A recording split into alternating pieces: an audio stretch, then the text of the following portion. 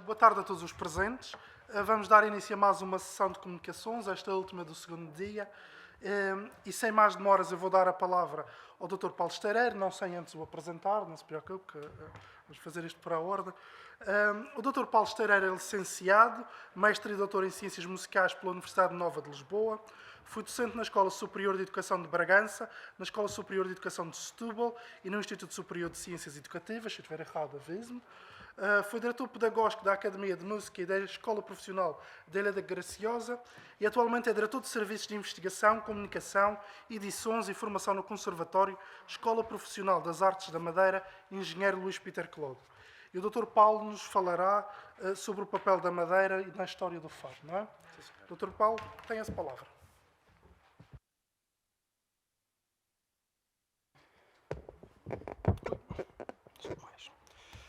Muito boa tarde a todos. É um grande prazer estar aqui mais uma vez neste congresso. Tenho pouco tempo, tenho muitos diapositivos. Já foi aqui várias vezes falado que eu tinha 43 diapositivos, mas de qualquer modo, alguns são mais importantes e eu vou saltar algumas partes e o Bruno está ali para me ajudar com o tempo. Quando o Filipe me falou desta possibilidade de vir cá apresentar uma comunicação desta vez e falou-me do tema,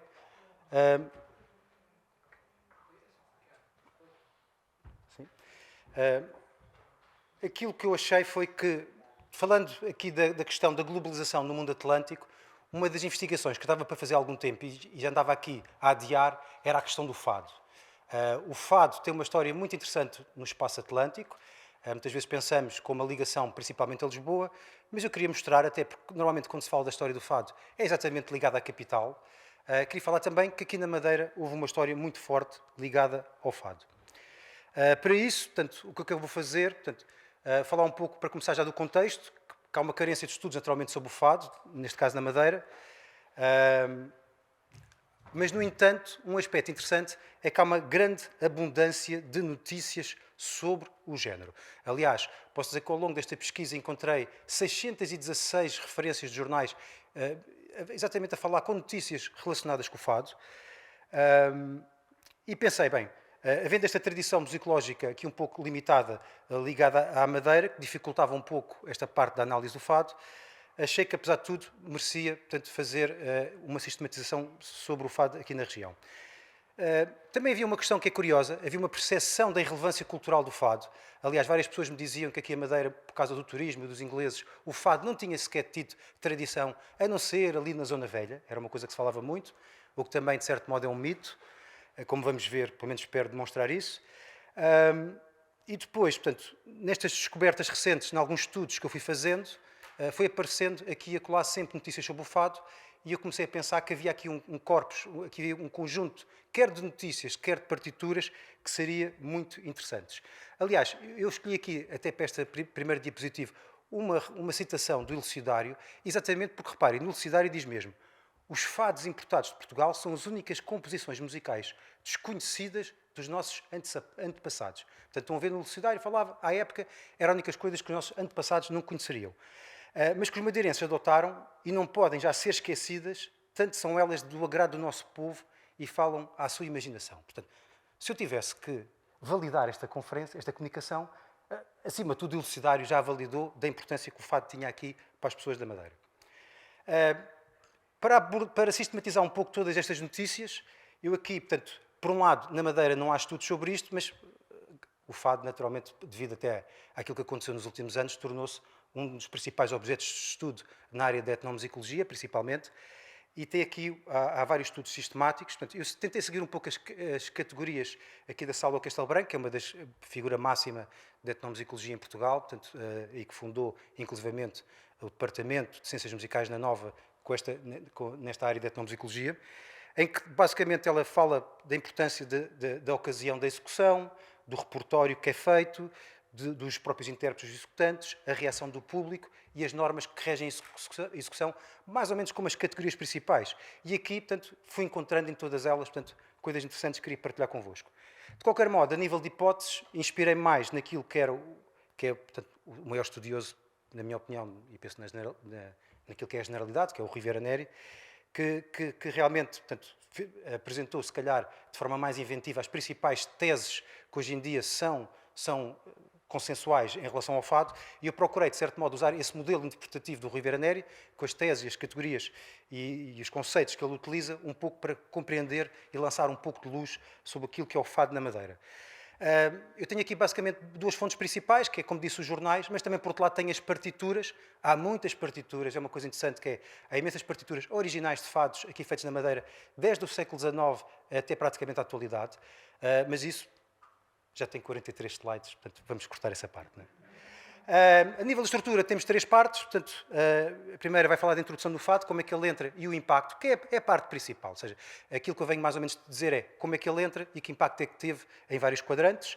Depois tem uma segunda parte que tem a ver aqui também, a partir de 1926 a 45, que há aqui um conjunto de mudanças importantes e que eu falo um pouco até o conceito de cantadores profissionais, as novas tecnologias, discos e rádio, o auge da revista aqui da Madeira tem muita força nesta época e também coincide aqui com a queda da prática da música doméstica, exatamente ligada a estas questões da rádio e dos discos. Por último, o pós-guerra, Grande Guerra, Segunda Grande Guerra, em que fala aqui um pouco também de continuidades e rupturas, mas basicamente também a ideia principal ligada ao folclore é uma colagem do fado ao folclore. Portanto, basicamente é isto que eu vou falar e eu vou passar a falar rapidamente, sem tentar falar depressa demais. O fado é uma coisa que gera muitos equívocos, apesar de tudo, apesar de ser tão conhecido, e uma das coisas que é principais, portanto, tem aqui a definição da Sala Castelo Branco, neste caso do Neri, mas na Enciclopédia Musical em Portugal, coordenada pela Sala Castelo Branco, em que fala realmente como um género de canção popular urbana desenvolvido em Lisboa a partir do segundo terço do século XIX. No período oitocentista, a sua gênese é em grande parte comum à da canção de Coimbra. O consumo de fado de Lisboa foi-se disseminando gradualmente pelas demais regiões do país, mas a sua prática continua a estar centrada na capital. E das principais mitos que há à volta disto, muitas vezes tem a ver exatamente com o facto de se pensar que o fado é uma coisa muito antiga, inclusivamente há um conjunto de questões musicais que provam que é impossível, portanto, ser mais antigo do que isto, que eu não vou aqui desenvolver, mas basicamente é isto aqui que eu queria dizer um pouco sobre o fado e que, de algum modo, entra em Portugal nesta fase do século XIX, no segundo terço. Não é? Segundo, e aquilo que interessa mais à Madeira depois, de algum modo, é uma das principais teses do Rui Vera Neri, é que a partir de 1870, basicamente essa altura, há aqui uma expansão para fora de Lisboa. Aqui no nosso caso encontramos várias referências, portanto, partituras para canto e piano, que são amplamente difundidas aos salões, e mesmo na literatura da época, como crónicas e poemas, nesta altura começa a aparecer, e tem inclusivamente aqui uma fotografia aqui da Madeira, de 1910, desta primeira fase, em que dá para ver uma jovem rapariga, né, com uma guitarra portuguesa, em 1910, que à partida tocaria nestes contextos. Aqui, como entra na Madeira, tem muito a ver com esta questão do prestígio vindo de Lisboa, ou seja, associada à fidalguia de Lisboa, a guitarra era o instrumento considerado predileto, e aqui estão a ver a fidalguia e o grande mundo da capital. Né? Portanto, estão a ver aqui a maneira como se vendia. E uma das coisas interessantes era também, eu penso com algum exagero, né? Em que diziam que vemos atualmente a guitarra procurada por milhares de pessoas. Estão a ver assim a grande procura em Lisboa, milhares de pessoas todas à procura da guitarra. E tudo isto era usado para mostrar este prestígio e como o fado, de algum modo, tinha grande sucesso em Lisboa e por isso tinha todas as condições para aqui nós imitarmos os fidalgos de Lisboa. Né? Como eu disse há pouco, aqueles poemas e as crónicas como veículos, e aqui, por exemplo, logo no início do ano de 1877, há uma referência em que fala de como é que vai ser o ano. Né? Não havia ainda aqueles programas da SIC Notícias, né? A explicar como é que ia ser o ano seguinte. E então eles dizem, bem poucos assassinatos este ano haverá também. E o fadista parente, que o fadinho canta bem, se não fugir da cadeia não mata mais ninguém. Né? Portanto, já há aqui alguma marginalidade. Né? Portanto, aqui já se percebe que a coisa não está assim. Portanto, por onde é que o fado poderá ter entrado além dos salões?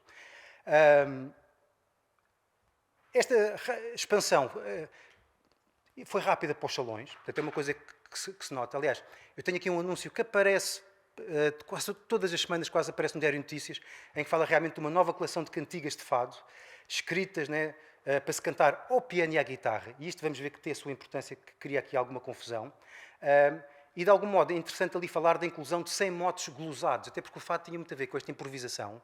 E nesta passagem para o salão e a maneira como entra para a Madeira, há aqui várias questões ligadas à improvisação e à definição do fado, que são depois vêm a ser importantes. De qualquer modo, rapidamente entra nos salões. Né? Depois tem aqui, aparecem vários guitarristas, é uma coisa interessante. Tem ali, apesar de estar ao bandolim, é o Luís Pinheiro, que foi dos principais guitarristas, que aparece também em notícias a dar concertos, espetáculos em palco, com fados à guitarra e acompanhado à viola. E aqui aparece exatamente isso, portanto, vários fados e este instrumento, que é a guitarra, começa a ser importante no nosso panorama, coisa que até então dominava essencialmente o piano, né? E o braguinha, na altura conhecido como machete, o instrumento tradicional. Né? À época, é uma coisa interessante, porque quando falo do fado, todas as pessoas falam do lado lamentatório do fado, mas na época o fado com dentro era considerado um género boémio, ligeiro, divertido e principalmente malicioso. Tem ali o excerto que eu escolhi de uma crónica, exatamente em que ele diz, né? Eu nasci no carnaval, o que quero são ditos picantes, contos engraçados e epigramas xistosos. Quem me dera ter aqui agora o João Onofre para me cantar o fado. Né? E aparece exatamente aqui, portanto, todas estas questões ligadas ao entretenimento, ao lado malicioso, que depois, em jornais, aparecem letras completas de fados. Por exemplo, tem aqui o fado da rapaziada, que com uma visão satírica, neste caso no Eco de Santa Cruz, em que fala aqui de várias coisas pronto, que correm mal, né, na opinião, em que está aqui, tem essa vertente. E aqui, por exemplo, estão a ver um pardieiro em ruína que é vendido por muito dinheiro, o povo a ser lesado aqui em vários negócios ligados à Câmara, negócios em que a pessoa fica com 100 patacas escondidas na algibeira. Aqui a parte de um padre, né, portanto, que dá fruto do seu amor, né, portanto, felizmente hoje em dia já não acontecem essas coisas, né, os padres já não têm filhos. Né, e aqui tem a ver todas estas coisas, falta de moral, de corrupção, vê-se que o fado era usado como essa parte satírica. Um lado interessante tem a ver exatamente com, de repente, há logo uma reação crítica a dizer que o fado é inadequado para mulheres. Né? E isso tem muito a ver que, por exemplo, para casar, a dizer que se querem casar, portanto, não cantem o fado. Né? Portanto, há aqui quase uma ameaça. Né? E diz mesmo, portanto, que o fado não fica bem ao género feminino. Portanto, logo um pouco adequado. Entra no salão, mas logo começam a dizer que não deve estar ligado no salão. E depois, há aqui a tal dicotomia fado à guitarra e o fado com o piano. Né? E aqui no lado dá para ver este poema também muito interessante, que é para o fado só guitarra. Se querem tocar piano, toquem a grande duquesa, portanto, ligado à ópera, mas o fado não consinto. O fado da meia-noite no piano e absinto castiga mais com açoite. Que logo aqui uma questão de acharem que estão a descaracterizar o fado, metendo nos salões e tudo isso, portanto, tem alguma reação. Isto, por exemplo, acontece aqui, pois isto tem personalidades. A Vilante Montanha, que era uma jovem rapariga que, portanto, cantava em revistas cantigas de fado e que os pais, aos 13 anos, proíbem de continuar a cantar exatamente porque achavam que não era próprio para uma menina da idade dela, apesar de ter tido muito sucesso e aparecer muito nos jornais referências, portanto, acharam que não deveria continuar e depois só aos 18 anos é que ela vai estudar então sim canto lírico. Mas mesmo quando cantava canto lírico e vinha à Madeira, continuava a cantar fado. Aquilo que é o principal é, sem dúvida, o teatro musical. O teatro musical é o sítio em que o fado começa a ter a importância, especialmente ligado ao teatro-revista. Tem aqui, por exemplo, um cartaz que cai na parte de baixo, diz Ditoso Fado, que é o primeiro teatro-revista que inclui o fado, e o fado é apropriado. E aqui aparecem imensas companhias na Madeira que vão exatamente apropriando-se e incluindo nos seus teatros de revista o fado. Os próprios cantores líricos também se aproveitam desse sucesso. E aparece exatamente no repertório lírico e cantigas de fado. Isto aqui é uma tabela que não é para ler, naturalmente, é para percebermos. Eu só escolhi ali há alguns anos atos de variedades em que, no meio de muitas coisas, há sempre fados a acontecer. Né? Aqui entre 1914 e 1922, mas era comum, a tabela continuava. Né? O lado boémio do fado também fez, dos estudantes, e este lado satírico também fez com que o fado, logo desde muito cedo na Madeira, estivesse aqui ligado à estudantina que havia e à tuna académica, e aparecem várias notícias nesta primeira fase de eventos com os estudantes em que o fado aparece. E depois, como tem tanto sucesso, reparem, até as próprias bandas filarmónicas, num contexto que eu não diria mais erudito, mas mais orquestral, se assim podemos dizer, também incluem muitos arranjos sobre fados neste período e no repertório deles está sempre lá algum tipo de fado. As próprias tecnologias, as novas tecnologias, que não era a internet nem YouTube, né? Portanto o fonógrafo, aqui também incluem, eles faziam aquelas sessões de espetáculos, as pessoas pagavam para ir ouvir o fonógrafo e estava lá também, nos géneros, o fado aqui. Pronto, nesta segunda parte, há aqui mudanças importantes e que tem a ver com a tal questão da profissionalização do fado, com novas tecnologias, os discos, as revistas e a queda da prática doméstica. Aqui é importante este decreto, que é o 13.564, de 6 de maio de 27, em que fala exatamente do licenciamento de salas de espetáculos e a obrigatoriedade de ter carteira profissional para poder atuar. E isso tudo obrigou a que tudo isto fosse muito mais sistematizado e que, de algum modo, fez com que os fadistas todos tivessem que caminhar para um caminho da profissionalização. Não é?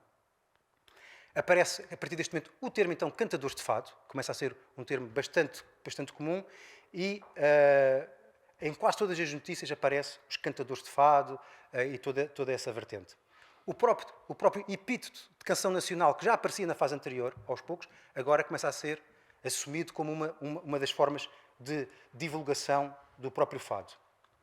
Aqui na Madeira, um lado interessante é que entra nesta fase definitivamente na rota destas estrelas nacionais dos fadistas, e aparece aqui quer atores que cantavam fado, quer fadistas, quer os tais cantores líricos. Passa por aqui a Beatriz Costa, a cantar fado também, o guitarrista o Artur Paredes, né, o pai do Carlos Paredes, também muito ligado.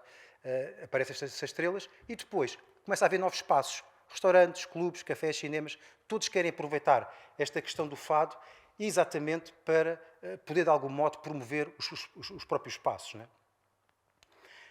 Naturalmente não há bela sem senão, e aparece logo também aquela censura moralizante e os temas privilegiados. Este lado satírico naturalmente não caía bem nesta altura e começa a haver aqui, no fundo, uma questões de críticas, até porque é obrigatório entregar os programas antes, e os temas começam a ser mais comuns, os tais temas lamentatórios. Eu tenho aqui alguns ligados à Madeira, sobre a tragédia da perda de um filho, o tema da miséria, a saudade e as despedidas. Né? Esses temas começam a ser os privilegiados, e muito da imagem que às vezes há do fado, dessa tristeza, tem muito a ver com esta época. Né? Há reações críticas a estas temáticas lamentatórias. Né? Há quem diga que o fado é pouco representativo da alma do povo. Portanto, há desagrado com elementos como desânimo, desalento, navalhadas, o bas-fond, que eu gosto bastante, que é um ambiente socialmente menos favorecido ou marginalizado, e a toada rouca e embriagada a vinho. Né? Portanto, nem toda a gente estava a favor do fado, apesar de toda esta máquina em torno. Naturalmente, que a queda da prática doméstica e dos amadores em salões, que tinha, de certo modo, imitado aquilo que acontecia nos teatros e teve muita importância, com os discos, com a rádio, começa a cair em desuso, e o fado rapidamente deixa de estar nessa prática doméstica do canto e piano e da guitarra e piano nos salões, mas passa a ser a partir da rádio. E aparecem também algumas notícias sobre transmissões de rádio na Madeira, exatamente com o fado. Os discos, temos aqui o grande Edmundo Betancourt, né, que é das grandes figuras do fado de Coimbra, que começou exatamente neste ambiente de fado. Já há notícias da Mónica Teixeira, que refere exatamente que ele dá os primeiros passos com serenatas, ainda no meio académico de Funchal, e que depois, quando chega a Coimbra, tem grande sucesso e gravou discos e tem um legado muito importante. Né? Nesta fase também acontece aquilo que é a estabilização também até musical. Né? E vemos aqui, isto é um manuscrito que estava na coleção do Carlos Santos, em que tem exatamente, há aqui um conjunto, os fados que ainda hoje em dia são muito conhecidos como os castizos, Moraria, o Corrido, o Menor, em que aparece exatamente manuscritos deles para guitarra aqui. Na última fase tem a ver, e eu se calhar aqui ia falar um pouco sobre, basicamente a questão do folclore. De qualquer modo, há uma queda dos teatros de revista e operetas, no geral vai desaparecendo nesta fase, aqui praticamente, mas nas variedades o fado vai sobrevivendo ainda e mantém-se um pouco nesses espetáculos. O que acontece é que cada vez mais há esta questão da rádio, a questão do cinema, aparecem vários filmes aqui no Funchal em que ou são filmes com fados ou há momentos com fados ligados aos filmes. E depois, sem dúvida, que a Madeira entra nesta fase no circuito dos grandes fadistas, e tem aqui uma lista de nomes que passaram por cá e que são emblemáticos, como a Amália Rodrigues, o madeirense Max, que também começa na Madeira, cantando fado também na Madeira, antes de partir para Lisboa, Fernando Farinha, um conjunto muito elevado deles, e dá para perceber, isto é uma fotografia da Amália Rodrigues, exatamente na Quinta Vigia, em que a enchente que arrastavam a Amália Rodrigues e estes grandes estrelas quando vinham, muitas vezes. O Max, né, portanto, gravou inclusivamente aqui um disco com a Amália, uma fotografia dele ali, todo gingão, com um guitarrista, né, e uma viola, ainda no Funchal na década de 30, e dá para perceber, como se fala ali, vai registar hoje uma nova enchente. Né? Portanto, apesar de tudo, era uma coisa com uma forte adesão popular. Né? E depois aquilo que se calhar é a coisa principal desta fase, que tem a ver com a incorporação do fado no turismo como folclore nacional. E este folclore nacional é muito interessante pelo quê? Porque, de algum modo, começa a ser comum haver grupos folclóricos e fado e folclore. E o turismo apropria-se um pouco desta parte do fado e começamos a ver o fado em hotéis, casinos, quintas, clubes, cada vez mais nos restaurantes, já tinha começado na fase anterior, portanto, as tais continuidades, e depois em festas da primavera, Vindima, São Martinho, noites de fados, coisas turísticas, exatamente para isso. Naturalmente que isto aqui também teve a sua reação, não é? E uma das coisas que é interessante, se calhar o maior folclorista da Madeira da época, o Carlos Santos, em que fala exatamente uma oposição ao fado como símbolo nacional. Está ali uma transcrição de um excerto do fado como categoria no folclore nacional, em que ele diz realmente como há uma reação, o enorme sucesso do fado, né? Portanto, ele acha que é desmerecido, né? E questiona se o fado merecia ser considerado canção nacional, especialmente diante de audiências estrangeiras. Ele tem aqui um conjunto de argumentos, né? Portanto, em que fala exatamente como está longe de ter aquela expressão folclórica mais autêntica e encantadora, e é acompanhado, por exemplo, nisto, pelo próprio Horácio Bento de Gouveia. Portanto, ou seja, há aqui duas figuras fortes que também falaram sobre música, que de algum modo têm esta oposição ao fado. A nível de conclusões, o Bruno já disse que estava ali no último minuto, portanto, eu acho que aquilo que fica patente e aquilo que eu acho que é mais interessante nisto tudo é, não há muito tempo, quer dizer, 2021, né, lancei o livro que é a História da Música na Madeira, desde o povoamento do século XV até à atualidade, e uma das coisas que mesmo depois de aprofundar um pouco esta investigação, eu já tinha a maior parte destes dados na altura, o que me faz confusão realmente é que há um grande protagonismo, ainda maior do que eu pensava, do fado aqui na Madeira. Ou seja, teve uma importância central que, como deu para ver, afetou grupos de tunas e grupos de bandolins, bandas filarmónicas, canto e piano nos salões, piano na música erudita também, com vários compositores a fazer música erudita. Portanto, quase todos os espaços importantes que tinham alguma atividade cultural também tiveram o fado. E aqui exatamente isso é este período de 100 anos, que eu apresentei aqui, 1875 a 1975, há uma grande relevância do fado ao longo deste período, apesar de características diferentes. Entra na Madeira como um género satírico e boémio, mas teve que se adaptar a essa respeitabilidade mínima para entrar nos salões privados. É possível dizer realmente que o fado, há várias provas, né, que mostram que o fado está neste circuito das turnés das grandes estrelas, e o tal lado que eu estava a dizer, apropriado em vários quadrantes da música, né, inclusivamente, depois nesta última fase, muito voltada para o turismo. Né.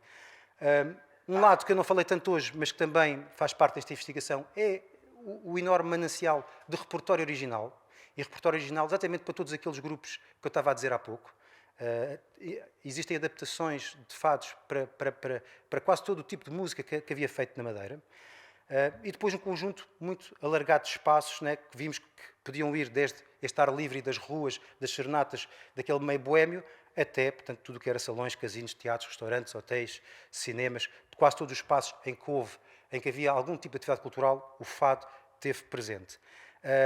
Isto foi incentivado, eu penso, também pelas tais digressões, por estas grandes estrelas nacionais, atores-cantores, cantores líricos, fadistas nacionais de renome, todos eles, portanto, tudo isto fazia com que esse sucesso também fosse, de algum modo, procura de replicar, mas, de algum modo, também, ao longo destas três fases, como vimos, houve aqui um conjunto de resistências, seja ao facto de ser a mulher a participar no fado, portanto, quer ao facto, de algum modo, de faltar fundo étnico, como diria o Carlos Santos, aqui, portanto, para o fado ter o tal ímpeto de canção nacional e, de algum modo, ter a importância e a relevância que tinha na sociedade madeirense na época.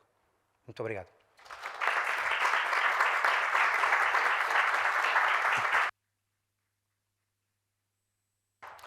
Muito obrigado, Dr. Paulo Estareiro, e rapidamente apresento o segundo orador, o Dr. Rui Guilherme Silva. O Dr. Rui Guilherme Silva é doutorado em Literatura de Língua Portuguesa, vertente de Investigação e Ensino, pela Universidade de Coimbra, e elaborou uma tese sobre os escritores cabo-verdianos João Vário, Armando Vieira e José Luís Tavares. É membro do Centro de Literatura Portuguesa daquela universidade e colaborador do Centro de Investigação em Estudos Regionais e Locais da Universidade da Madeira, universidade na qual também ensina como professor auxiliar, convidado, lecionando unidades curriculares dedicadas à cultura, ao português e à educação. É também professor do ensino básico e secundário na Escola do Carmo, em Câmara de Lobos, e publicou diversos capítulos e artigos científicos, além de um livro de poesia. O Rui Dr. Guilherme Silva falará sobre a antropologia cultural cabo-verdiana, as suas influências e algumas das suas dificuldades. Caro Dr. Rui Guilherme Silva, tem a palavra. Muito obrigado pela sua apresentação. Muito obrigado à organização deste encontro por terem aceitado a minha proposta de comunicação. Eu não tenho slides, vou só ler algumas páginas de um trabalho mais desenvolvido, enfim, mas selecionei um excerto desse trabalho sobre os trânsitos e aporias da antropologia cultural cabo-verdiana. Eu estava a pensar agora, há uma canção do Leonard Cohen em que se diz qualquer coisa como: o problema não é da luz elétrica, é a tua vista que está a ficar fraca, e eu estou a sentir esse problema. Esta luz parece mais própria para uma sessão de fado propriamente do que para a minha leitura, mas eu vou tentar conseguir ver o que está aqui. Aqui por cima temos duas, mas tudo bem, eu acho que consigo ler. Então, atendendo ao seu objeto de estudo, a antropologia cultural cabo-verdiana, como aliás a portuguesa, inscreve-se na tradição periférica europeia que se ocupa da própria cultura. Já no seu quadro teórico e os seus instrumentos metodológicos serão sobretudo devedores do culturalismo norte-americano, bem como, em menor grau, do funcionalismo europeu. Quando inquirem as transformações da própria cultura nas fases pretéritas da sua formação histórica, os pioneiros da revista Claridade, sobretudo, buscam exemplos em estudos realizados em campos culturais análogos ao cabo-verdiano, em particular na América insular ou continental, atingida pela economia esclavagista de plantação. Assim, Ortiz, Redfield ou Malinowski irão emprestar, respectivamente, os conceitos de transculturação, transição cultural ou transformação cultural aos exercícios antropológicos cabo-verdianos de João Lopes ou de Gabriel Mariano. As aporias próprias das descrições culturais e identitárias, sublinhadas em Cabo Verde pela dinâmica da criolização, só serão ultrapassadas pelas revisões cosmopolitas da antropologia social de José Carlos Gomes dos Anjos ou da sociologia política de Gabriel Fernandes. As três fases da revista Claridade, a reação de Baltasar Lopes da Silva, muito obrigado, às impressões de Gilberto Freire sobre Cabo Verde, o ensaísmo social de Gabriel Mariano e as intervenções de David Alfaro Almada nas segundas jornadas de tropicologia, realizadas em 89, na Fundação Joaquim Nabuco, no Brasil, terão sido os mais copiosos palcos de recepção da sociologia e da antropologia cultural americanas em Cabo Verde. Os três primeiros conjuntos textuais, sobretudo marcados pela lição de Gilberto Freire, tornam-se muito profícuos nas construções identitárias do arquipélago. Já as conferências de David Alfaro Almada constituem a primeira súmula crítica dos anteriores discursos da identidade cabo-verdiana.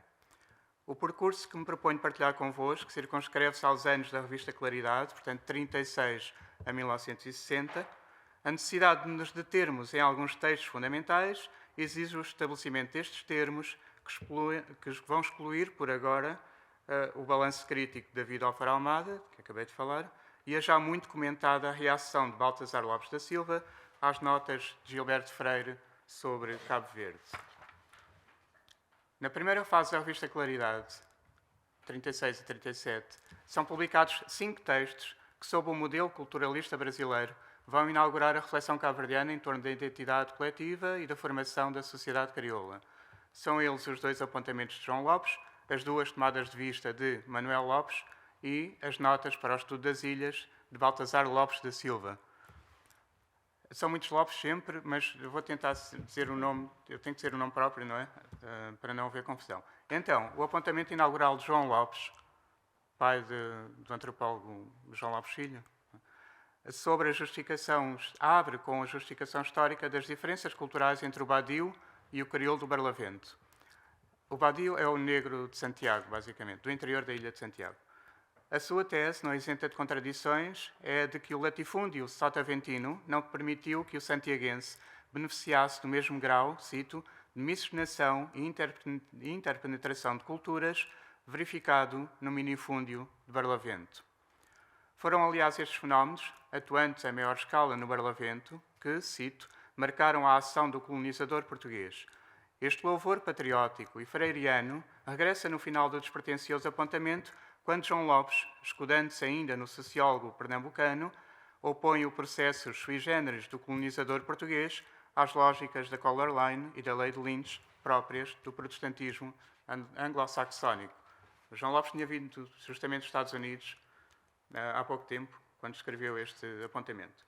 Um esboço de arguição deste pequeno texto deverá apontar, desde logo, o desajuste da aproximação entre os processos verificados em Cabo Verde e no Brasil, já que o patriarcalismo agrário, exemplar para a miscigenação sul-americana, torna-se causa da precariedade do mesmo processo no arquipélago de Cabo Verde.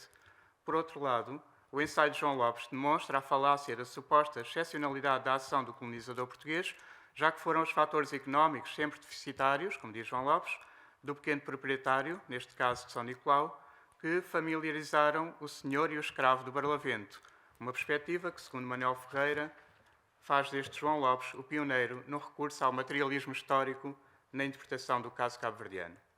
O segundo apontamento de João Lopes, menos seguro no objeto analisado, que é a psicologia do cabo-verdiano, aivada pelo preconceito da resignação, multiplica as referências a autores como Franz Boas, Louis Terman, Emile Durkheim ou George Lakovitzky. Mantém-se, contudo, o magistério de Gilberto Freire, na mesma tentativa de caracterização da índole do mestiço, bem como no elenco das adversidades que acompanham a emergência do homem crioulo. São a escravatura, a seca, a sífilis e a má nutrição. Embora mais abdutivo, terá alcançado melhores resultados o registro das primeiras tomadas de vista de Manuel Lopes, ainda na primeira fase de claridade, portanto em 36 e 37, atribuindo ao clima, à língua e aos costumes e à paisagem a formação da personalidade coletiva insular, no ecletismo bastante neo-lamarckiano, é a partir desta proposição que o futuro romancista procura afirmar a pluralidade original da etnogênese cabo-verdiana. Manuel Lopes esboça alguns postulados de afortunada reverberação na heurística da identidade arquipelágica e, aliás, também da sua literatura. Refiro-me quer aos vários evasionismos, que vão da imigração ao passargadismo, que é, aliás, uma invenção do Pedro da Silveira, um poeta e crítico açoriano, teve bastante eco em Cabo Verde, normalmente identificados com a insularidade, quer e, sobretudo, a alegada, e cito, facilidade de assimilação e adaptação ao meio, decorrente da transigência com o ambiente exterior, que caracteriza o homem crioulo e o distingue, no mesmo passo, do negro, mais atávico e enraizado no fundo biológico africano. Fundo biológico é também uma expressão de Manuel Lopes. O teor muito essencialista deste curto ensaio será parcialmente retificado nas segundas tomadas de vista, através da localização do objeto de análise em São Vicente, ilha que realiza a síntese do arquipélago, não apaticamente, mas desempenhando, cito, uma função introspectiva de modelação suplementar. A este processo acrescenta-se o complexo também suplementar, cedido pelos viajantes que tocam o Porto Grande de São Vicente. O contexto compósito e cosmopolita da cidade do Mindelo será inerente, sugere Manuel Lopes, à personalidade plástica e inquieta do cabo-verdiano. Plástica e inquieta são também termos de Manuel Lopes. Manuel Lopes resume nestas segundas tomadas de vista dois procedimentos seminais. O primeiro consiste na passagem para a figura do mestiço das propriedades atribuídas por Gilberto Freire e seus sequazes ao colonizador português. O crioulo encarna aqui a plasticidade lusitana, facilitadora da integração nos trópicos, numa deslocação que terá expressão acabada em Gabriel Mariano.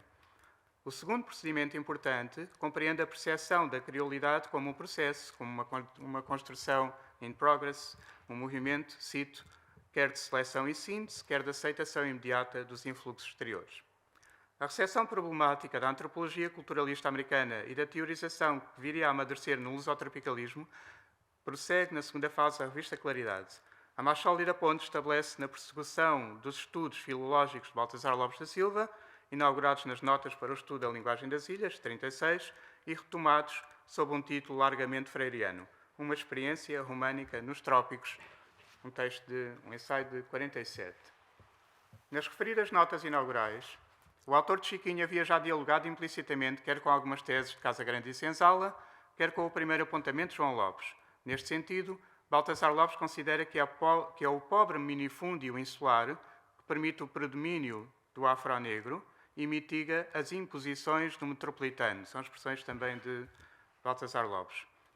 Decorrendo deste complexo histórico, a emergência do crioulo como língua materna, ao contrário do que sucedeu no Brasil, onde o latifúndio esclavagista e patriarcal exerceu uma ação terapêutica, a expressão é também de Baltasar Lopes, sobre os eventuais desvios criolizantes da língua portuguesa.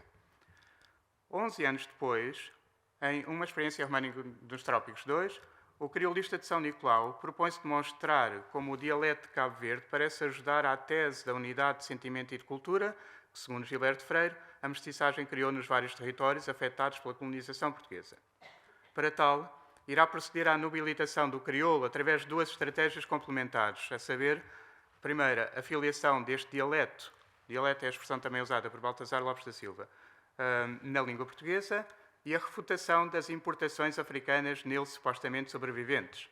Aliás, por força da instrução e da democracia social do arquipélago, assiste-se ainda naquele tempo à aristocratização do crioulo, que absorve marcas do português numa espécie de bilinguismo permitido, cito, pela flexibilidade psicológica característica da cultura mestiça. Além desta asserção sobre as propriedades noológicas do mestiço, convém reter ainda deste ensaio a importação para o espaço ensaístico cabo-verdiano das 3 fases do processo aculturativo definidas por Redfield, Linton e Arkovitz: a aceitação, a adaptação e a reação. Destas 3 etapas, a reação estaria reservada, em Cabo Verde, a raros movimentos contra-aculturativos.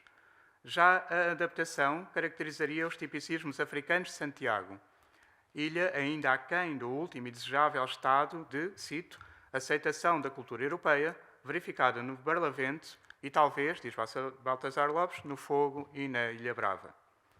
Na segunda parte de Uma Experiência Românica nos Trópicos, de 47, o autor de Chiquinho denega explicitamente a existência de povos inferiores, transpondo as diferenças existentes para os planos civilizacional e cultural. Se esta disposição culturalista, próxima do relativismo não racista, não apaga ainda a evidente sedução de Baltasar Lopes da Silva, cito, pelo influxo do português padrão sobre o dialeto de Cabo Verde, esse efeito estará explicado numa série de asserções de caráter sociocultural que nos deslocam já para a capital teorização de Gabriel Mariano. Baltasar Lopes constata, primeiramente, o protagonismo do mestiço na sociedade cabo-verdiana. Aponta depois a existência de uma democracia social nas ilhas, perceptível na mobilidade vertical, que permite a comunhão e a contemporização crioulas. Finalmente, elogia a fusão do significado de branco e rico, anulando a dimensão epidérmica deste designativo, uma identificação mais tarde censurada por David Alfaro Almada, por trazer, cito, subjacente uma forte carga ideológica de natureza racial. Da leitura dos restantes textos etnográficos de claridade, resulta a percepção do abandono progressivo daqueles enunciados lusotropicalistas que melhor iam servindo a legitimação do colonialismo português. Sobretudo a partir deste 5º número, que é de setembro de 47, os ensaios publicados passam a descrever as estruturas sociais e as práticas culturais do arquipélago. Teixeira de Sousa expõe a segregação racial instituída na sua ilha, que é a do Fogo, até ao momento em que a divisão do latifúndio, por um lado, e a queda do valor comercial dos produtos ali criados, por outro, conduziram à, cito, democratização económica e consequente aplanamento social da população foguense. Teixeira de Sousa, que era médico, mais tarde vem a tratar desta mudança social da Ilha de Fogo, sobretudo na sua obra de ficção. Não é? Por exemplo, no Ilhéu de Contenda, que teve, aliás, um filme de João Lopes.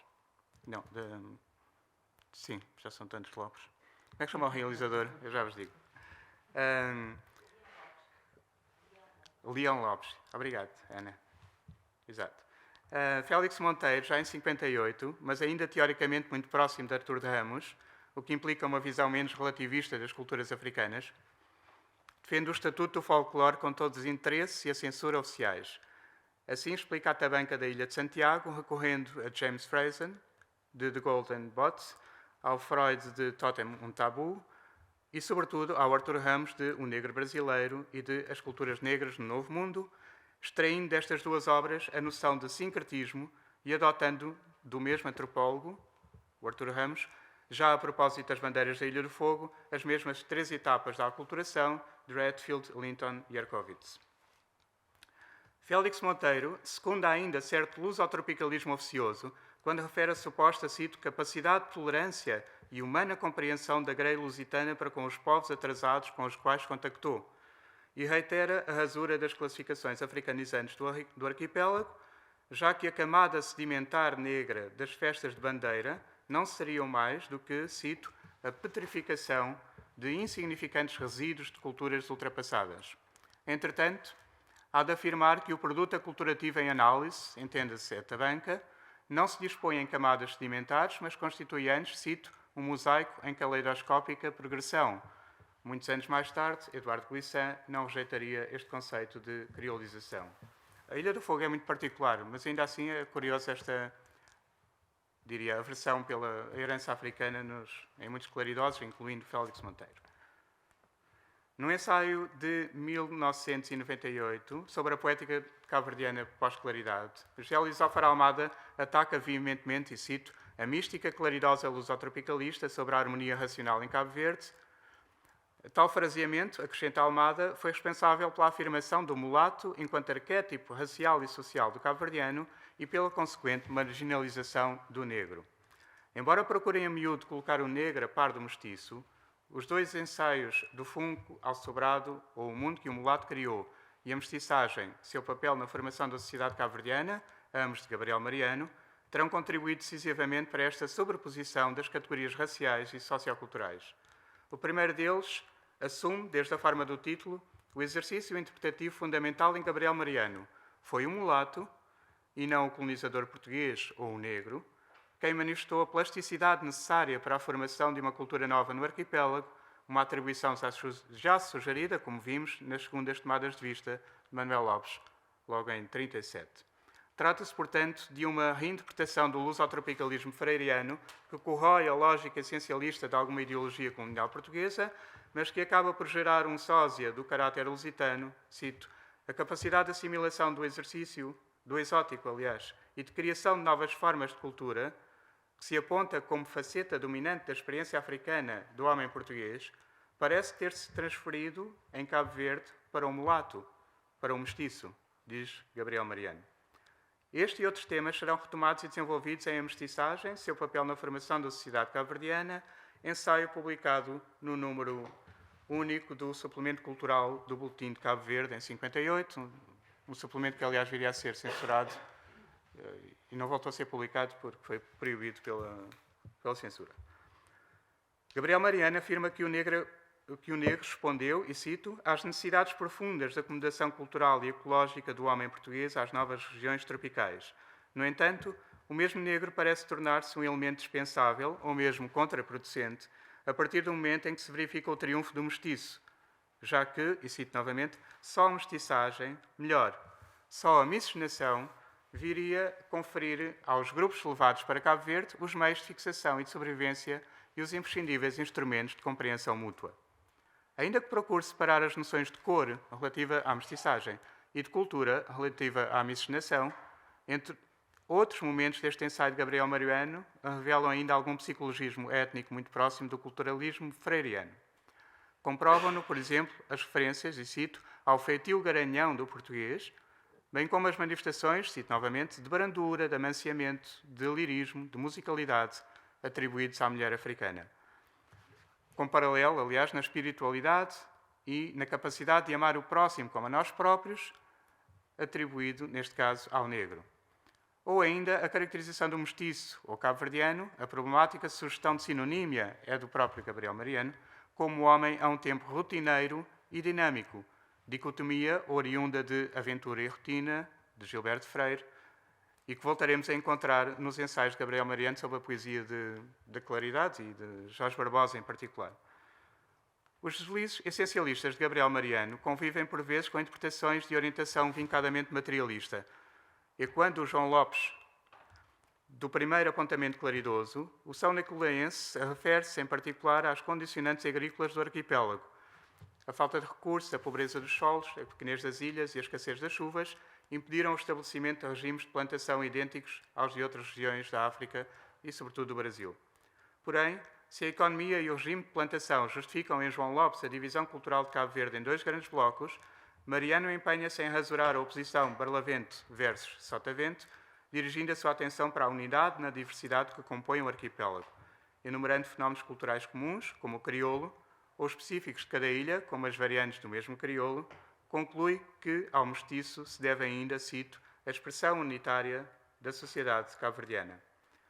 A ideia de uma sociedade unitária conduz-nos ao último ponto importante deste ensaio, com que vou terminar, relativo ao contexto nacionalista da sua enunciação. Como afirma Alberto Carvalho, o texto mariano assenta, cito, numa estratégia discursiva que consiste na ostentação manifesta da substância humana ou social cabo-verdiana. É precisamente esta necessidade de exibir uma nação cultural que melhor explicará as oscilações entre, por um lado, a evocação do dinamismo criolizante fundador e, por outro lado, a tentativa coeva de fixação cultural.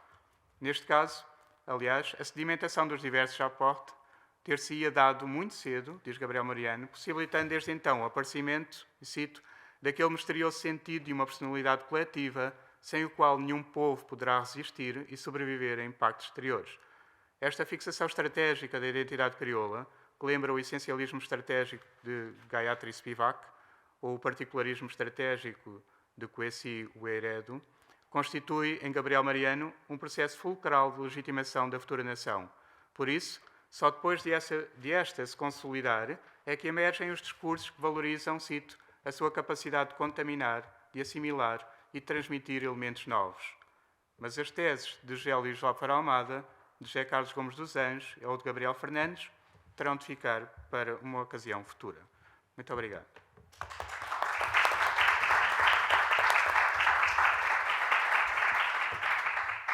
Muito obrigado, Dr. Rui Guilherme Silva. E por último, mas sem nenhum desprimor, apresento a Dra. Odete Souto.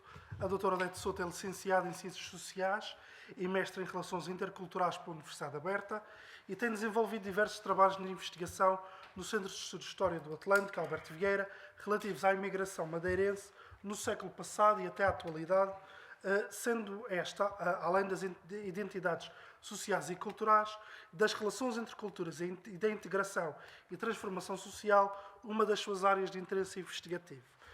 A comunicação da Dra. Odete Souto versa sobre o colonato do Limpopo e o recrutamento de madeirenses para esse colonato no ano 1960. A Dra. Odete tem a palavra.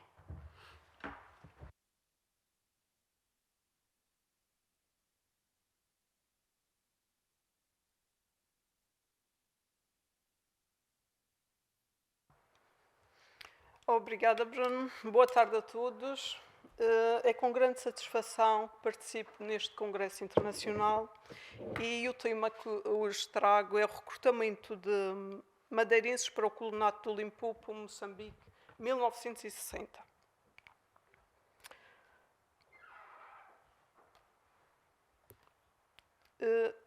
Hoje vamos abordar uma parte fascinante da história da colonização portuguesa em África, realizada com a colaboração de famílias madeirenses. Falamos do enigmático colonato do Limpopo. No mapa mostramos a localização central do colonato, a aldeia de Guijá. Circundei também a capital de Maza Sul, por forma a termos uma ideia das distâncias. Ao vosso lado direito temos a planta com os distritos. O colonato do Limpopo ficava no distrito de Gaza. Procurava-se, com este projeto, criar uma zona de povoamento branco e integrar as populações locais na cultura portuguesa. Os madeirenses acabaram por formar o terceiro maior grupo de colonos daquele povoamento. Neste slide apresento os métodos de investigação que utilizamos neste estudo. Recorremos a fontes oficiais do Arquivo Regional da Madeira, especificamente do Fundo da Direção Regional da Administração Pública e Local. Incluíam ofícios, telegramas, listas de candidatos a colonos, entre outros. Além disso, consultamos a imprensa regional e fotografias do Arquivo Nacional da Torre do Tumbo. Foi também necessário fazer a respectiva pesquisa bibliográfica num permanente cruzamento entre literatura especializada e fontes primárias. Agora apresento os tópicos que iremos abordar. Iniciamos com uma breve discussão sobre a política colonial portuguesa após a viragem dos anos 50. Seguidamente, vamos falar sobre a criação dos planos de fomento e a sua aplicação na política de colonização portuguesa. Apresentamos depois, de forma sucinta, o próprio Colonato do Limpopo e, por fim, entramos no tema central desta pesquisa, que é a seleção de candidatos a colonos da Madeira. Ora bem, durante a década de 50, Portugal vivenciou uma expansão económica significativa em África. Este período de crescimento foi marcado por uma série de mudanças estratégicas implementadas por Salazar, que estava ciente da crescente pressão pela descolonização. Ora, com recursos financeiros disponíveis, ele redefiniu a política colonial portuguesa. Primeiramente, na Constituição Portuguesa, Salazar substituiu os termos império e colónias por ultramar e províncias ultramarinas, numa tentativa de apresentar Portugal como uma nação moderna com territórios ultramarinos, em vez de uma potência colonial antiquada. Em seguida, ele abandonou o discurso de superioridade racial e adotou o lusotropicalismo, uma teoria que enfatizava a capacidade inata dos portugueses de se misturar com diferentes raças e culturas. Foram implementados os planos de fomento para promover o desenvolvimento económico no ultramar e financiar os colonatos a serem implantados tanto em Angola como Moçambique. Salazar também enviou missões para estudar o ultramar e a PIDE para reprimir os movimentos nacionalistas emergentes. Por fim, apoiou os programas de colonização agrícola dirigida e auxílio à colonização espontânea, bem como ao crescimento económico. Estes programas, que incluíam planos de colonização agrícola, visavam promover a migração portuguesa para as colónias e desenvolver as economias locais. Estas mudanças foram fundamentais para moldar a política colonial portuguesa durante este período e tiveram um impacto duradouro nas relações entre Portugal e as suas colónias. Aqui mostramos quais foram os planos de fomento a vigorarem entre 1953 e 1973 e que foram fundamentais para o desenvolvimento económico das colónias portuguesas. Estes planos aplicaram-se em todo o território português, sendo um quarto do seu valor destinado ao ultramar, e desse um quarto, 90% era para aplicar apenas em duas colónias, Angola e Moçambique. Esta distribuição de recursos reflete a importância estratégica que estas colónias tinham na política do Estado. O primeiro plano de fomento vigorou entre 1953 e 1958 e focou-se no povoamento dos novos colonatos estabelecidos em Angola e Moçambique. O segundo plano, aplicado entre 1959 a 1964, manteve o primeiro plano, mas aumentou consideravelmente o volume de capitais investidos no ultramar. Existia um plano intercalar entre 1965 e 67, cujo foco foi dado ao setor industrial e o início do investimento na promoção social das populações nativas. O terceiro e último plano foi implementado em 1968, mantendo-se ativo até 1973 e visava assegurar um crescimento equilibrado das condições de vida da população e o progresso do país e das suas províncias ultramarinas. E enfatizou também a educação e a investigação, além de canalizar recursos para financiar os colonatos. Ora bem, o Colonato do Limpopo, em Moçambique, foi um dos 3 grandes projetos de colonização agrícola conduzidos pelo Estado Novo em África. Este projeto foi aprovado em 1951 e implantava uma grande obra hidráulica, a barragem de Trigo Moraes, e quilómetros de canais de rega, com o objetivo de irrigar cerca de 31 mil hectares de terra do Vale do Limpopo para utilização agrícola. Incluía ainda a construção de 3 aldeias, sendo que Guijá foi a primeira a ser povoada, em 1954, com 10 famílias, onde se incluíam 2 madeirenses. O plano tinha caráter agrícola, ênfase na vida rural e envolvia grandes despesas para o Estado. baseava-se sobretudo em princípios ideológicos e não em estudos agronómicos ou económicos cientificamente conduzidos. Este projeto foi financiado pelo primeiro Plano de Fomento e foi um dos únicos colonatos portugueses a admitir a integração de colonos negros conjuntamente com os brancos. Ora, aqui está, é a referida barragem de Trigo de Moraes, em construção, que homenageia precisamente o engenheiro responsável pelo projeto. A construção desta barragem teve impactos significativos nas comunidades locais, com cerca de 2.000 famílias sendo obrigadas a abandonar os seus terrenos. Infelizmente, muitos destes agricultores africanos não conseguiram sequer beneficiar das terras irrigadas. Além disso, as obras na margem direita do rio limitaram o acesso à água, prejudicando o consumo próprio e o abastecimento de gado. Nesta imagem podemos ver um dos muitos canais de irrigação construídos para apoiar as atividades agrícolas na região. Estes canais tiveram um papel fundamental no crescimento e na manutenção sustentável da agricultura local. Neste momento, a nossa atenção volta-se para o processo de recrutamento na Madeira. A seleção de candidatos a colonos foi realizada nas áreas mais desfavorecidas do país, onde se incluía a Madeira, dando prioridade a famílias numerosas e de baixo rendimento. O Conselho Superior de Fomento, por meio da Junta da Imigração e com a colaboração das câmaras municipais, pretendia enviar cerca de 50 famílias para aquele colonato, no ano de 1960. No comunicado, intitulado Inscrições para Famílias de Colonos, emitido pelo Governo do Distrito Autónomo do Funchal, foi anunciado que estavam abertas inscrições para famílias de agricultores com interesse em se estabelecer no colonato do Limpopo. Esta notícia foi também divulgada no Jornal da Madeira e no Ecos do Funchal. Importa salientar que, apesar do grande interesse do Estado em enviar colonos portugueses para Moçambique, os candidatos eram submetidos a um rigoroso processo de seleção.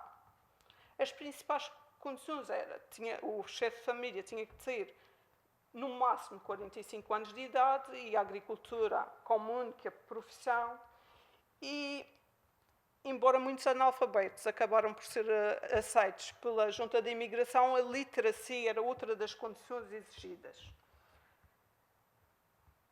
O candidato, para além disso, juntamente com a família, era sujeito a uma avaliação médica e criam-se famílias numerosas. Quanto mais filhos o candidato tivesse, maior seria a probabilidade de ser aceito como colono.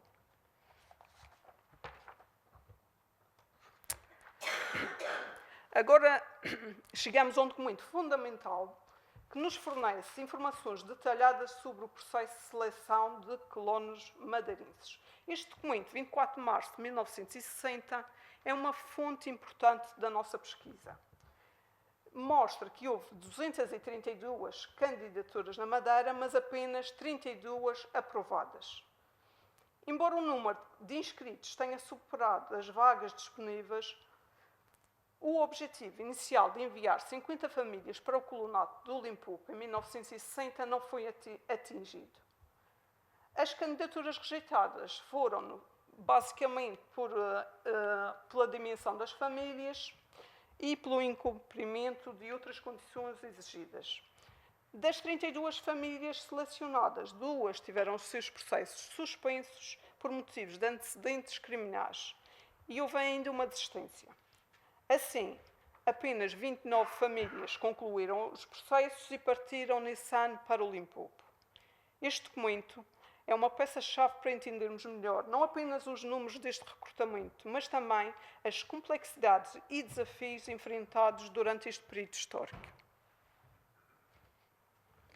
Neste ponto, apresentamos dados sobre a seleção de colonos na Madeira, organizados por concelhos. Estes dados são extraídos do processo de recrutamento em análise. Como mencionado anteriormente, um critério crucial para a escolha dos colonos era o tamanho das famílias. Na Madeira, a maioria das famílias selecionadas tinha 9 ou mais pessoas. Em 1960, 275 pessoas partiram da Madeira para o Colonato do Limpopo, e é interessante notar que a Madeira foi a terceira região do país que mais contribui para este povoamento, ficando atrás apenas de Vila Real e Bragança. Além disso, a exemplo do que já havia ocorrido anteriormente na Huila, em Angola e no Brasil, onde os madeirenses mostraram uma notável capacidade de se adaptar, acreditava-se que o mesmo sucederia em relação ao Limpopo, especialmente considerando a semelhança de clima. Este diapositivo complementa o anterior, destacando a origem dos colonos madeirenses. A maioria das famílias vinham dos concelhos de Santana e Machico, áreas rurais e agrícolas na Madeira. Estas famílias eram numerosas, com uma média de 7 ou mais filhos. No total, os colonos de Santana e Machico formavam um conjunto de 126 pessoas, ou seja, quase metade do contingente. Curiosamente, não houve nenhuma família de colonos da Ribeira Brava e apenas uma de Câmara de Lobos. O primeiro grupo, composto por 21 famílias, totalizando 193 pessoas, embarcou no dia 16 de junho no navio Kwanza. O segundo, formado por 7 famílias, num total de 70 pessoas, embarcou no dia 26 de agosto no mesmo navio. E o terceiro e último grupo, composto por uma única família, totalizando 12 pessoas, embarcou no dia 30 de setembro no navio Moçambique. Este último grupo teve o seu embarque adiado devido ao nascimento do último filho do casal. O conjunto de colonos madeirenses para o Limpopo era composto por um grande número de jovens e crianças, esperando-se que viessem a contribuir para o aumento progressivo da população branca daquela região de Moçambique, moldando assim o futuro demográfico e cultural do país. Desculpe. Apresentamos uma notícia publicada no Diário de Notícias em 18 de junho de 1960 que confirma os dados que recolhemos e ajuda a pintar um quadro mais completo da experiência vivida pelos colonos madeirenses que integraram este projeto. Com o título Gente da Madeira para o Colonato do Limpopo e subtítulo À partida, emoção, esperança em dias melhores, em melhores dias. Esta notícia relata que as famílias modestas da Madeira, especialmente as que trabalhavam na agricultura, receberam com grande entusiasmo a oportunidade de migrar para o Limpopo. No entanto, a realidade que os colonos encontraram lá veio a revelar-se mais desafiadora do que aquela que eles esperavam. As dificuldades foram significativas. Incluíam a falta de assistência técnica, a impossibilidade de recorrer ao trabalho externo à família e as obrigações contratuais com o Estado, incluindo o pagamento dos empréstimos concedidos. Infelizmente, a colonização do Limpopo não foi bem sucedida. E além do abandono de muitos colonos devido à insatisfação com as suas condições de vida, após a independência de Moçambique, como sabemos, a maioria regressou a Portugal ou passou a fronteira e foi para a África do Sul. Destacamos aqui uma notícia adicional do Diário de Notícias, datada de 27 de agosto do mesmo ano. Esta notícia relata que o segundo grupo de colonos, composto por 7 famílias, partiu para o Limpopo na véspera. Apesar dos desafios e dificuldades que enfrentaram no novo ambiente, estas famílias contribuíram para este projeto. A sua coragem e determinação são um testemunho do espírito humano e da vontade de buscar novas oportunidades, mesmo em face às adversidades. Esta notícia acrescenta uma nova dimensão à nossa compreensão deste recrutamento, destacando a jornada individual das famílias envolvidas. Apresentamos agora uma fotografia do Arquivo Nacional da Torre do Tombo, que ilustra uma casa de colonos na aldeia de Guijá. Segundo o historiador Fernando Rosas, a criação desta aldeia foi marcada por uma série de violações contra a população indígena, pois as obras foram realizadas com recurso ao trabalho forçado. Além disso, a coexistência entre colonos brancos e africanos era conflituosa. Os africanos reclamavam dos colonizadores portugueses por atitudes menos cívicas, enquanto os próprios colonos também estavam insatisfeitos com a dureza das suas condições de vida e a falta de suporte técnico. Além disso, as casas, apesar de bem construídas e até bonitinhas, como se vê, eram inadequadas ao clima local, causando desconforto aos seus moradores. A proximidade entre humanos e gado bovino, o tamanho inadequado e o cheiro nauseabundo facilitavam ainda a disseminação de doenças como febres e malária. Estes detalhes revelam os desafios e as tensões vivenciadas pelos colonos naquele povoamento, bem como a complexidade desse empreendimento histórico. É importante salientar que os problemas enfrentados nos colonatos eram escondidos da opinião pública. Não se queria que o país, nem tampouco a comunidade internacional, soubessem dos desafios e das dificuldades reais vividas nos colonatos portugueses, cuja propaganda estatal queria passar uma imagem de grande sucesso e de fraternidade entre colonos e população local. Neste último diapositivo, temos uma imagem evocativa do Arquivo Nacional da Torre do Tombo, mostrando agricultores no Vale do Limpopo, conduzindo um carro de bois. Esta imagem nos transporta para a realidade dos colonos estabelecidos na região, que na verdade não era muito diferente daquela que tinham deixado na Madeira. A agricultura era rudimentar e carecia de apoio técnico adequado. A disciplina imposta no colonato era rígida, controlada pela Brigada do Limpopo, uma unidade administrativa criada pelo governo colonial. Estas fotografias são testemunhos poderosos da realidade vivida pelos colonos, adicionando uma dimensão visual à nossa análise, enriquecendo a nossa compreensão. As dificuldades levaram a muitas desistências, com colonos fugindo para a capital, Lourenço Marques, à procura de novas oportunidades em ocupações mais rentáveis e menos restritivas. O colonato não atingiu os resultados esperados, com o retorno financeiro sendo baixo em relação ao grande investimento realizado.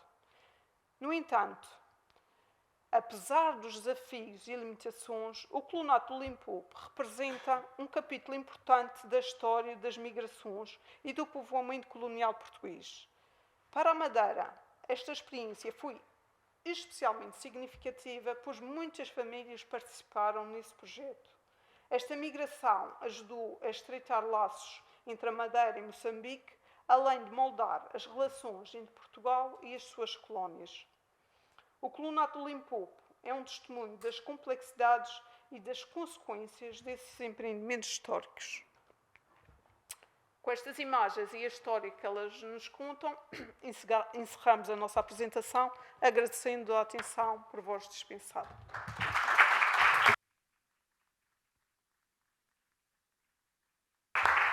Muito obrigado, Dr. Odete Souto, e obrigado a todos os palestrantes, exatamente por terem cumprido o tempo estreito, e não fui eu, a culpa não é minha, vocês é que cumpriram eximiamente.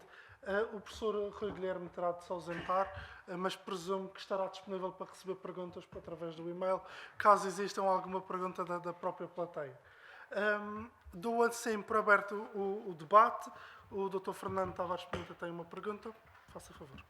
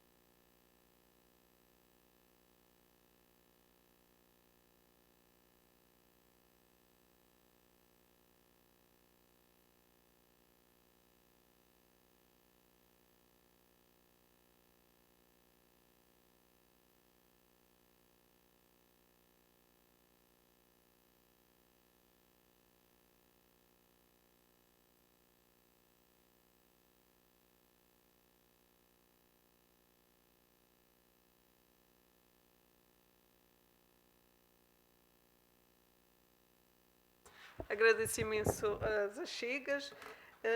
Realmente a questão do sucesso e do insucesso pode ser debatida em relação ao colonato do Limpopo.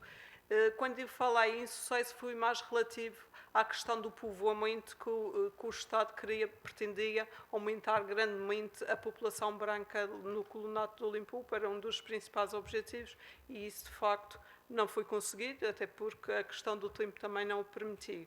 Aliás, conforme até o próprio professor Fernando Tavares cheguei a ver, conseguiu comprovar num estudo anterior que o povoamento aumentou grandemente nas colónias a partir da década de 50, mas aquele grupo, ou aqueles grupos que foram para os colonatos foram números irrisórios comparativamente com essa bandada de portugueses para lá.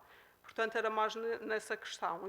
Esse primeiro objetivo de aumentar a população branca no colonato do Limpopo não foi realmente conseguido. Quanto à questão de ter sido relevante ou não, foi muito relevante e deixou, de facto, uma herança cultural que ainda hoje é reconhecida até. E deixou grandes obras, refiro-me, por exemplo, à barragem de Trigo Moraes, que foi uma obra notável de engenharia hidráulica e que ainda hoje as pessoas lá são beneficiadas e reconhecem.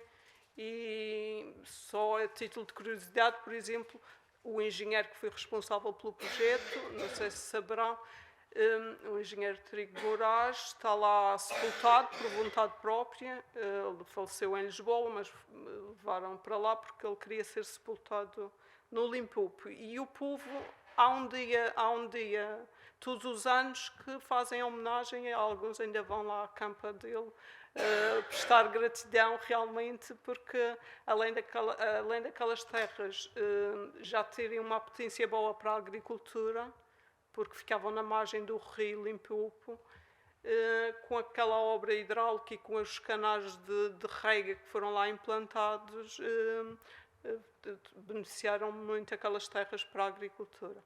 Portanto, nesse sentido, continua a ter resultados de sucesso. Muito obrigado pela questão. Não achei nada paroquial, quer dizer, portanto, é verdade que ali no fado, quando surge, há esse lado da plebe, né, que depois é de algum modo refinado, e aquilo que passou por Coimbra, do que nós percebemos, portanto, e que é um pouco claro, é que naturalmente o tipo de letras, o tipo de fados, houve ali uma erudição que sentiu-se cá na Madeira também, quer dizer, portanto, uma coisa era aquele fado da rapaziada, né, ali altamente satírico, há depois outro tipo de fados que imitam por completo alguma erudição em que a preocupação poética é muito mais elevada. E essa distinção também existe cá na Madeira, e exatamente essa é a segunda parte da investigação, que tem esse repertório dos fados, que infelizmente não temos assim tantas letras para aprofundar isso, portanto, nós temos muitos fados, mas chegou até nós principalmente a parte musical, mas daqueles que nós temos as letras, essa distinção está lá clara. Quem vem de Coimbra, há um tipo de letra diferente, a estrutura do próprio fado é diferente daquilo que é a influência mais lisboeta, não é? Doutor Diniz Dias Pacheco. Obrigado pelas duas explicações. Você tem mais informação prévia nas questões para colocar. Em relação à explicação do Dr. Leite, uma questão é que não é possível relacionar esta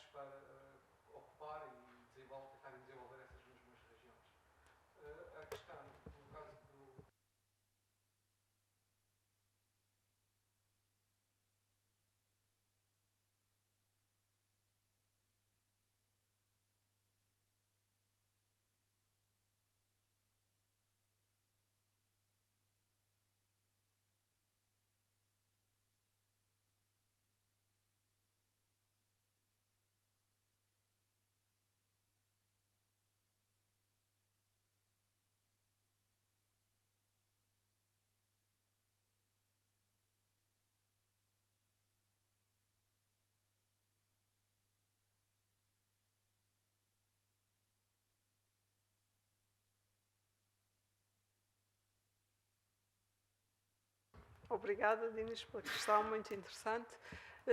Sim, a partir da década de 50, o Estado investiu muito em promover a deslocação de portugueses para as colónias africanas e um dos principais motivos era realmente promover o desenvolvimento económico daquelas zonas e, como bem disse, desviar a imigração que era muito alta para outros territórios. Isso seria um dos motivos, sim. Sim, sim. Eu, da minha parte, tenho a dizer que, por acaso, essa questão do fado, uma das coisas principais deste alargamento que aconteceu na década de 1870, portanto, em que há esta saída de Lisboa para o resto do país, uma das questões centrais era que até o fado que tinha-se expandido era o fado mais, por assim dizer, eu não diria refinado, no sentido para não confundir com o de Coimbra, né? Mas era um fado já mais com maior respeitabilidade, sem aquela vertente já de tanto de improvisação, um fado já adaptado aos salões, um fado escrito para canto e piano, coisa que o fado não era. E, portanto, eu até inicialmente pensava na investigação que não encontraria cá, portanto, esse fado mais marginal, e na verdade não encontrei propriamente esse fado mais marginal, não é? Porque isso, naturalmente, aquele segundo terço do século XIX em Lisboa, em que o fado vem do Brasil, entra ali naqueles bairros mais, por assim dizer, um pouco mais marginais, não sei se o termo marginal também é sempre o mais correto, mas eu pensei que quando chegava cá, já chegava através dos salões e dos teatros, do teatro de revista. Mas por acaso, aquela questão do fadista que estava preso, o lado satírico e boémico que apareceu ali um ponto ou outro nas letras. Há algumas crónicas que falam dessa vertente, fez-me pensar que é possível que o fado também, quando entra cá, não só entre pelos salões com essa respeitabilidade e nos teatros também, que a censura moral gera um pouco mais forte, mas que tenha havido também cá essa marginalidade, sei lá, o fado mais popular, se assim podemos dizer, não é? O professor Jorge Freitas Branco, mas vou pedir brevidade, se me permite, que é para a gente conseguir acabar a tempo.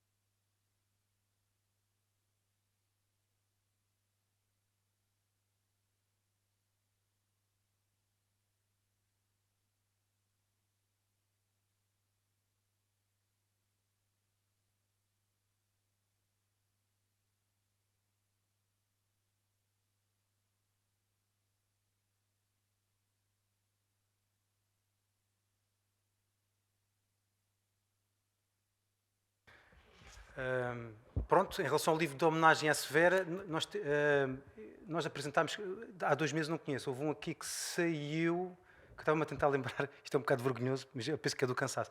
Nós apresentámos no Festival de Fado do ano passado um livro sobre a Severa, de homenagem, como é que, agora estou-me a lembrar do autor, mas que foi assim uma grande edição da tradição. Portanto, é o mesmo, pronto. Já se deu para ver, eu apresentei o livro, mas nem estou-me a lembrar do autor, portanto é um bocado vergonhoso. Depois esta parte cortem nas câmaras, mas pronto, é daquelas coisas. Estou a par do livro, quer dizer, li-o para apresentar, mas por acaso não fiz essa ligação agora aqui para o estúdio, devia ter feito, se calhar, e vou ver essa ligação. Não é? Em relação à questão de Coimbra, eu penso que a origem do fado, essa questão da antiguidade, não é? Eu li um pouco sobre isso, mas sei mais as fontes secundárias, não é? Aqui a questão é essa. Do estilo, exatamente. É um pouco diferente, não é? Isso não há dúvida nenhuma. Agora, quase tudo isto, o Rivera Neri, simplificando um pouco, para não ter uma linguagem aqui técnica, se assim podemos dizer, há aqui uma lógica de canções populares urbanas que surgem ali no século XVIII, principalmente a segunda metade, em que há uma lógica dentro daquilo que é uma invenção europeia da época, que é a teoria tonal. Portanto, toda a música que a gente ouve à nossa volta é quase, com exceção dos compositores mais contemporâneos clássicos, usa uma linguagem tonal, que é inventado e há tratados dessa época, como eles sistematizam isso. E essa canção popular surge nesse contexto, em que aquilo basicamente é como no fado dizem, primeira, segunda e marcha atrás, que é aqueles 3 acordes centrais, que é o primeiro grau, quarto e quinto, assim podemos dizer que o sistema tonal funciona quase como um sol, que há um tom, e há ali um conjunto de acordes que andam à volta. Isso é uma invenção europeia que anda ali. E, internacionalmente, o fado entra as características dentro dessa lógica, desse sistema tonal. Não é? Portanto, muito uma alternância que aquilo na música se chama tónica dominante, que até a música pimba tem, não é? Como se fala. É uma canção popular que já vem desde esse século XVIII, desta invenção europeia que é a teoria tonal. Não é?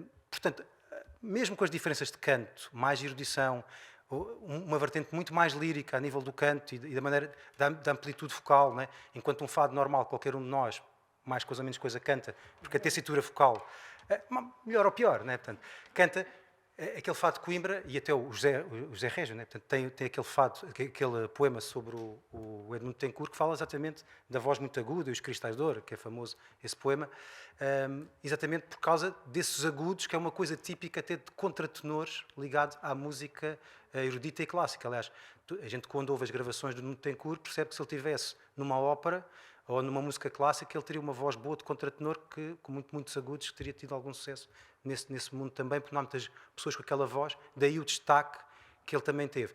Eu penso que, apesar de tudo, não irá muito para a parte média, mas eu também não sou um especialista de fado de Coimbra, né, como é natural. Mas do que a gente ouve e todas aquelas sequências, aquilo enquadra-se dentro da canção popular urbana, e é esta mais ou menos a tese principal do Rivera Neri. Apesar das tais distinções, apropriam-se os estudantes por essa vertente boémia e satírica, mas depois há um refinamento natural ligado à poesia, ligado aos poemas, ligado a uma cultura musical que estes estudantes tinham, que ali nos bairros portuários de Lisboa não tinham, naturalmente. Não é? Professor Santiago, eu vou-lhe pedir também breve.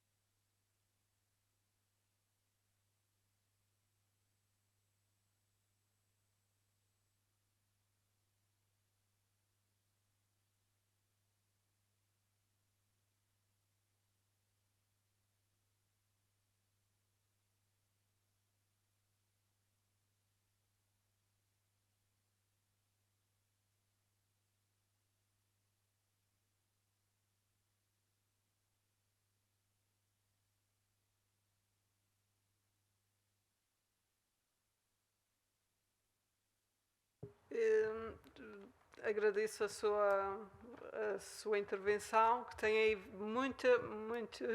muitos pontos e não sei se compreendi tudo aquilo que abordou. Se calhar começava por fim, acho que estava a questionar se a Madeira poderia ter beneficiado de alguma contrapartida do Estado para poder fazer, para poder o Estado beneficiar do recrutamento então de madeirenses para aquele espaço territorial. Em toda a minha pesquisa não encontrei nenhuma pista que o indicasse e duvido que o tenha ocorrido na realidade, até porque havia muito mais candidatos do que aqueles que foram depois aceitos como colonos. Como eu referi aqui, foram mais de 200 candidaturas e apenas 32 aprovadas. Ora bem, a minha reflexão é que se a Madeira tivesse benefícios, iria querer, portanto, pelo menos preencher a cota, ou seja, 50 famílias. Outras questões que levantou aí. O periódico. O periódico está acessível online, era isso, se calhar, e tem a fonte ali para consulta. Isto era um periódico regional. Eu penso que a escolha da dimensão da notícia poderá ter a ver com isso. Yo creo que la estructura de la portada no es inocente en absoluto. No es una disposición inocente. Não é? Era aquel en chiquitito y grande dimensión. E querem que ponha? É o Diário de Notícias, sim. Queres ajudar nesta, se calhar? É o Diário de Notícias. O diretor do diário era deputado da Nação, portanto, e da União Nacional. Portanto, tinha que defender um pouco o Estado. E as notícias que saíam eram um pouco filtradas. Sim. E os títulos também. Não sei se ajudou aqui na nossa reflexão. E não sei se... Que é justamente aquilo que é o domínio das políticas coloniais europeias e a relativização que é dada, por um lado, a uma guerra terrível que estava a acontecer na Argélia e depois a imagem do colonialismo português como aquele que dá luz, não é? Ilumina. Sim, pode não ter sido, não deve ter sido inocente, não é?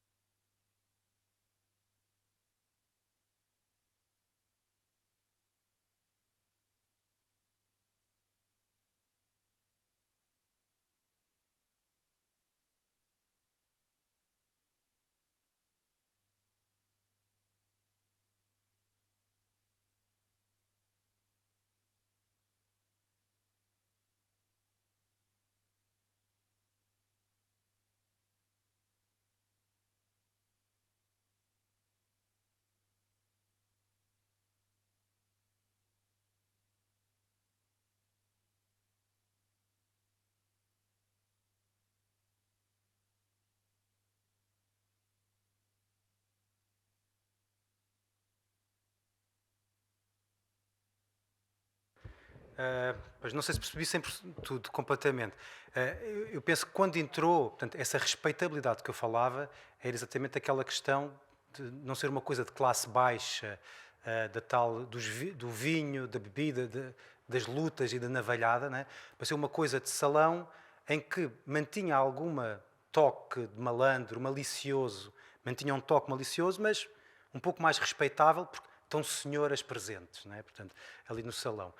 No Estado Novo, isso mantém-se, aliás, até é mais restrito, o tipo de fados ainda é um pouco mais constrangido, é mais restrito, e eu penso que isto era uma lógica de imitação de sucesso, quer dizer, fazia-se cá porque se imitava a tais questões que eles achavam que era da tal fidalguia de Lisboa, em que eles queriam repetir cá esses modelos que achavam que era o que se fazia na capital, não é? E, naturalmente, depois, quando vêm aquelas estrelas nacionais todas que apareciam na rádio e depois, mais tarde, na televisão, portanto, toda essa parte dos discos da rádio, eles queriam imitar essas estrelas, né? Como hoje em dia os jovens querem imitar as estrelas que que vão também. E eu penso que era um género que se tornou central em quase todo o tipo de grupos e de eventos, porque, de algum modo, conseguiu sair daquela vertente mais marginal para uma vertente um pouco mais respeitável, em que a parte sentimental fica, mas desaparece um pouco a outra parte mais marginal, se assim podemos dizer. Sim, sim. Já vem de antes essa socialização, né? O que o Estado Novo faz principalmente é definir quem está em palco, quem é que é profissional e quem não é. Portanto, isso é a principal coisa que o Estado Novo traz, e depois a folclorização, né? Aumenta a folclorização, e são as duas coisas principais. A democratização, eu penso, nesse sentido que está a dizer, já vinha de trás. Portanto, já havia bandas filarmónicas, tunas de bandolins, canto e piano, já havia chegava a todos o fado, né? E era praticado por todos. Aliás, essa parte da música doméstica, até aos anos 30, é muito mais democrática nesse sentido de participação do que depois com os discos e com a rádio, que faz com que a participação musical diminua, né? Muito obrigado.